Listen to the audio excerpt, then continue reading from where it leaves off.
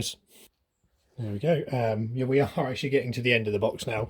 I thought I'd do all the wrenches and adjustable spanners in one go, just to, you know, not keep you guys all night. Although I feel like it's sort of a lot to delve into in my absence over the last sort of couple of months, and it's all just sort of been piling up. So we'll start with the King Dicks. We've got this lovely 6-inch chrome vanadium King Dick, made in England. See on here, chrome, steel, British made. King Dick, I think it's sort of a newer King Dick adjustable, but I haven't got a 6-inch one, so this is quite nice. A little bit of damage up here, but nothing. Sort of a bit of filing, a bit of sanding, and a bit of cleaning up won't solve. So that's the first of the King Dicks. And then we have this one here, which is an 8-inch chrome vanadium King Dick. I think Jim had in a video fairly recently saying that you could tell the age by the style and shape here. So this is probably one of the older ones. But this is a British King Dick made. Slight bend in the handle, but should be able to straighten that out in the vise. And yeah, it's an 8-inch King Dick, so I can't wait to clean that one up. Oh, sorry, got a bit of indigestion going on. And then we've got a King Dick F wrench, probably from a car toolkit at the time, made in England. A little bit of surface rust, but overall I think this is in really good nick. Straight as well, and just a little bit of marring on the jaws here. But yeah, another cool King Dick to add to the collection. What else have we got King Dick wise? Oh, we've got a selection of these, you know, the fish belly wrenches, the bicycle wrenches. You can't really go wrong. I seem to, every time I see them, I pick them up. But we've got this one, which I think is the 4-inch or 5-inch, something like that. King Dick. It's got a King Dick written down the middle. I couldn't see any sort of broad arrow marks, although quite often I do find them with a broad arrow mark. Got another one here, which I think is around the same size, which is slightly different style. So this one operates that way, this one operates that way. I'm very good at aging these things. But if anyone can tell me why they're two different shapes, well, same shape, but two different ways around, let me know. This one's a little bit more stiff than that first one, but yeah, again, nice strong King Dick markings up here. And then we have this little baby King Dick just here. This one's got the Bulldog logo at the top, which is their old trademark. Quite a bit of bad rust down the bottom. Also the little Bulldog here on the back. And this is an Abingdon King Dick. And I think this one, when I did look at it a little bit better, it did have a broad arrow mark, but I'm sure I'll do a more in-depth video coming up for that one.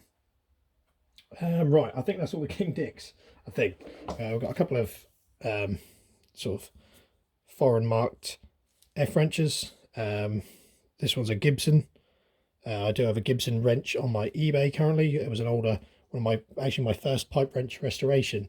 So I'll probably, this one's got the tyre spoon at the bottom. I'll probably put these two together, clean them up, and sell them as a bit of a bundle. This is just an unbranded F wrench.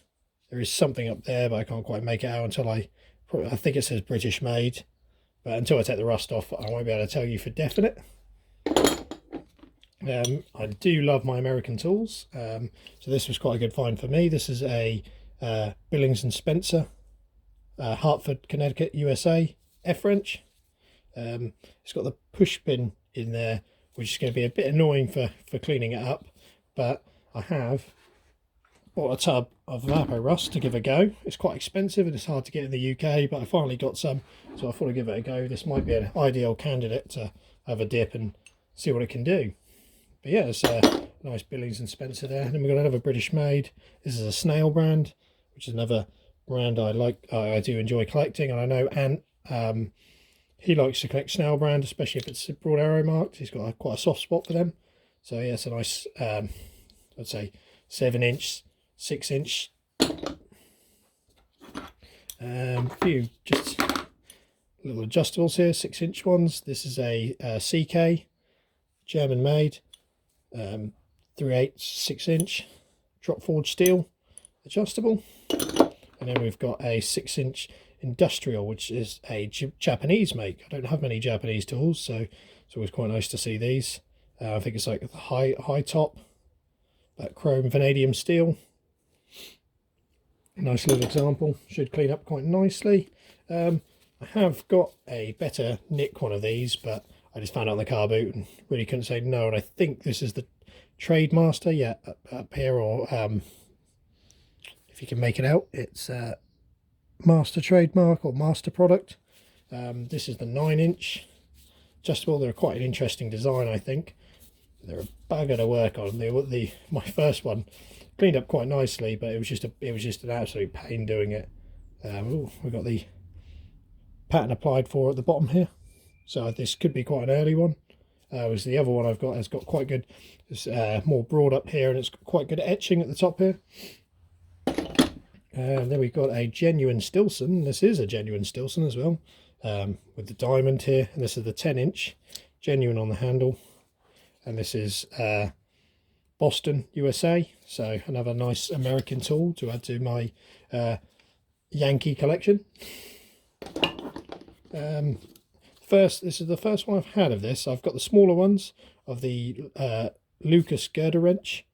It has got the logos there, obviously, you know, the torch and the shield.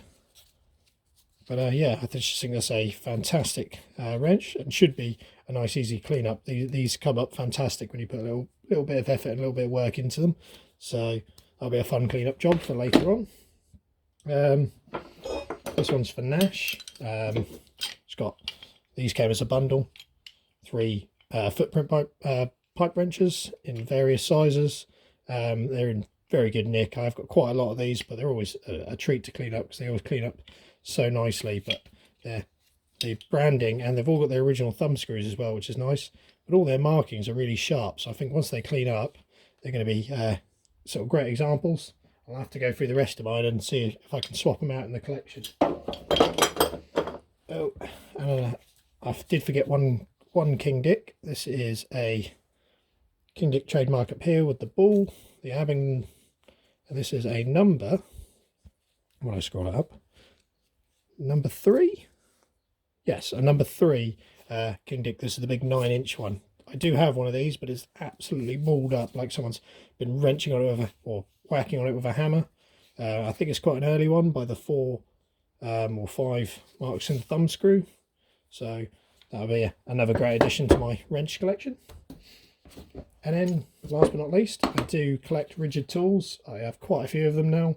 I got another 12-inch in fairly good nick, a little bit better than my current 12-inch. So someone has stamped their DGC initials in there. But other than that, you know, ridge tool from Ohio, USA, 12-inch. I think they still make them now, but I still think they're you know, they're a really versatile wrench, and I'll probably just keep this one around as a user, or swap this one out for my other one that's in a little bit worse nick, and have that as a user around the shop. And then I still haven't found the 6-inch, but I was quite chuffed to find a 8-inch. I thought at first I thought it was a 6-inch. I sort of was jumping around it with joy, but then I've realised when I did a little bit of light cleaning, I realised that's an 8 instead of the 6.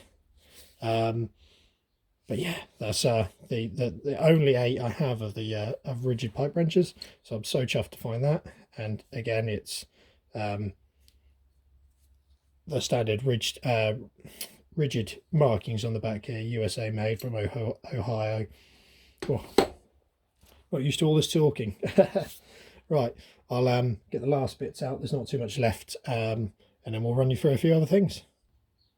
Right, and these are the last items from the, I'm going to call it the mega tool haul, because it is just a collection of things over time that I've just built up, and all stuff I find really interesting, and I'm hoping you guys find interesting too. There's quite a lot of exciting things that I really love in this last selection of tools. But we'll start up. I did miss a utility knife, just this Vanco utility knife, and I quite like the fact that it's this adjustable thumb screw at the back here is what brings the blade out. I just think that's quite an interesting mechanism. On the back here it says Sheffield, England, patent applied for 8029962, and I just think that's a fantastic looking feels really good in the hand. Utility knife, so that'll definitely come in handy, and I'll definitely make some use out of that. I've got a couple of spanners here. We've got a old Snell brand, which is 1/2 inch Whitworth and 7/16 Whitworth, and then a smaller Snell brand as well with a little bit of damage to the middle. But I just love these old Snell brand wrenches with the Snell logo is really prominent. Not so much on this one, obviously it just says Snell brand, but lovely little spanners as they are. This is a brand I've never heard of before. This is Drop Stamco. It's a British made spanner. It's odd sizes. I'm not going to try and pronounce them because I always get it wrong. There's a bit of damage to the tip, but I'm sure we can sort of work that out. But yeah, I've never heard of Drop Stamco before, so if anyone knows a little bit more about that company, feel free to let me know in the comments. We'll finish off with the spanners and we'll move to the other bits and pieces. We've got this little Ghidorah made in Germany, nice tiny one, a DIN 894 5/16. Just a tiny little cute spanner there. And then we've got this TW super. I'm guessing this would be a super slim. There's just not enough space on the spanner to put everything. But I'm guessing these are tappet spanners. And then the most babyish spanner, my dad found this for me. The most babyish spanner I've ever seen is this tiny little brittle. I mean, I'm guessing it's either a free thing they gave out, or it's a tappets or points and condensers spanner. But this is a brittle 5JJ or 5J115, 8BA and 10BA. But how cool is that? It's just an absolutely tiddly little spanner. And then we have a couple of punches. Oh no, we'll do this brittle obstruction or valve head spanner. This is a British brittle made D4117V, and this is just like a valve cover spring or valve head spanner, obstruction spanner, which I just think they're quite interesting. I haven't seen any like this for a while, but yeah, my dad found me this as well, which is I'm always grateful for him going out and looking for these tools. We've got this socket adapter. I think it's from 1 inch to 1/4 inch or 1/2 inch, and this is a snap-on CLA62 USA. Warning, impact max torque 450 pounds. So it's quite a cool little find. I don't find many snap-on tools, so it's always good to see something like that. We've got a few punches here. Got a CK chrome vanadium. I love this sort of bronzy orangey colour that they've done on this. So yeah, CK, nice strong German brand. Another really happy thing, another American tool. We seem to be finding all the American tools. Is this Craftsman 3/8 USA sort of punch. Wear safety glasses on the back. 42861, which is another thing I'm quite chuffed that I found, because I do love finding Craftsman stuff. I seem to just, it trickles in, and I don't find as much as I'd like to hope. But also probably the star of this whole tool haul is this Craftsman long C 1/4 inch breaker bar. So this is Craftsman with the long C BE. Probably, I think I did do some research on this one. It's probably from around the 1920s, 1930s. So it's seen a lot of use over the years. So I'm gonna try and be as careful as I can, because I love the patina, knowing that this is an old tool and it's been used. So I'm going to try and take the rust off, but try and keep it as much as the original finish as possible. But yeah, how cool is that? Then we've got a British made King Dick ratchet. This is one of their aluminium ratchets. British made. We've got a serial number there, so I'm thinking it might be GPO or military of some sort, maybe Air Force. So these are super light, but yeah, I just need to find a selector switch. The selector switch is just a split pin at the moment, which is not ideal, but hopefully we'll find something. Then we've got this big, I got this from work in the near hopes to get it working again, because we use it on our big coring rigs, which if you guys follow me on Instagram, you'll see I've been posting a lot more work content recently. This is a number 91 18-inch Ghidorah adjustable spanner, but yeah, it's just sea solid at the moment. So hopefully I can free that up and then get it back into working service. Then we have 2 hatchets, and they are the last bits of this this tool haul, the mega tool haul. It was this little kindling splitter I got from the car boot last year. I just absolutely love this head. I think it's going to clean up lovely. Handles on there quite strong. Doesn't seem to be a lot of movement. See, quite a small eye. It's a bit of gap, but they've put quite a few wedges in there, metal wedges. But yeah, I just think this is such a cool looking axe head. I couldn't pass it up really. And then we have this one, which someone has told me it potentially is a blacksmith tool and not so much a hatchet.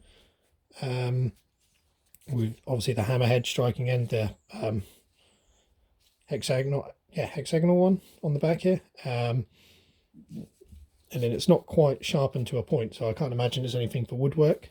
It's got this little handle on it. The handle's been through the wars, so it'll probably need a new handle.